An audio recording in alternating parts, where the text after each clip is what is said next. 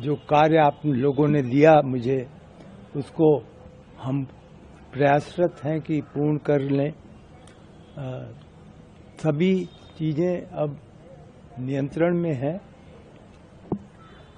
जो मुख्य निर्माण कार्य हम इस समय देख रहे हैं विशेष रूप से, वो स्मारक है, मार्टर्स मेमोरियल,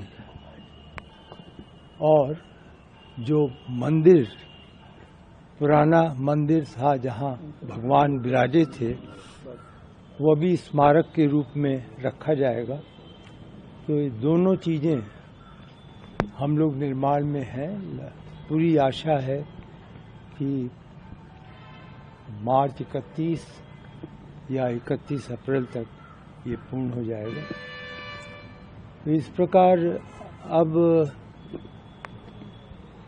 निर्माण समिति के समक्ष चुनौती तो केवल संग्रहालय की मुख्य रूप से होगी।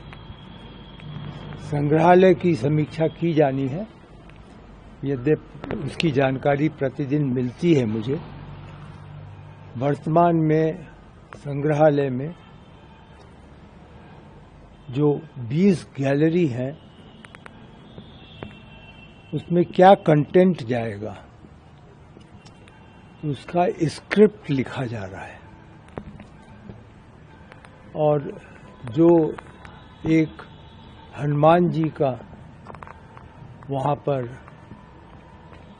अलग से गैलरी है, IIT चेन्नई जो निर्माण कर रहे हैं, वह लगभग 30 सितंबर को पूर्ण हो जाएगा।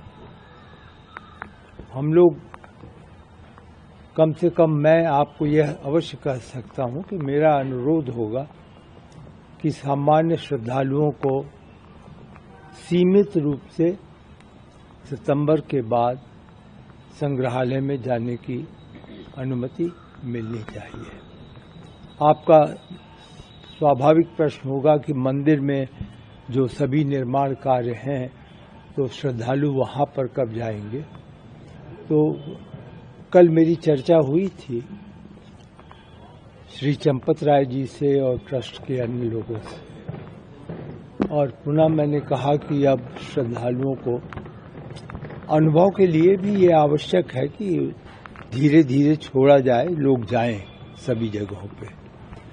तो यह निर्णय लिया गया है कि महामहिम राष्ट्रपति जी की यहाँ पर यात्रा के बाद, जो 19 मार्च को है, उसके बाद निश्चित रूप से श्रद्धालुओं को प्रारंभ में लगभग 1000 से 1500 लोगों को पास की व्यवस्था से सभी स्थानों के दर्शन करने की अनुमति दी जाएगी।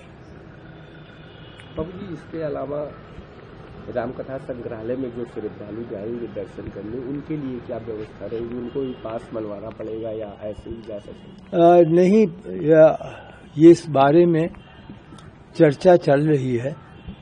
कुछ गैलरी में हो सकता है कि टिकट लगाना पड़े, लेकिन सामान्य रूप से संग्रहालय में जाने के लिए अलग से कोई पास नहीं बनाया जाएगा, वह तो खुला रहेगा। कुछ जो गैलरीज हैं उनके लिए, क्योंकि वहां पर हम एक सीमित संख्या में ही लोगों को ले जा सकते हैं, वो उसकी सीमा है, मशीनरी वहां पर है, और उसको देखने के लिए जैसे हनुमान जी की गैलरी है, यदि कोई व्यक्ति वहां जाएगा तो वो 12 मिनट की पूरी, वह 3D में पूरा उसको देखना है, और उसको बैठने की व्यवस्था है। तो जितनी सीटें होंगी उतने ही लोग जा सकते हैं। तो इसको ध्यान में रख करके हमें पास की व्यवस्था करनी होगी। तो आप जो बता रहे हैं टिकट लगेगा, तो वो टिकट निःशुल्क रहेगा या शुल्क लगेगा? इसके बारे में अभी निर्णय नहीं लिया गया है।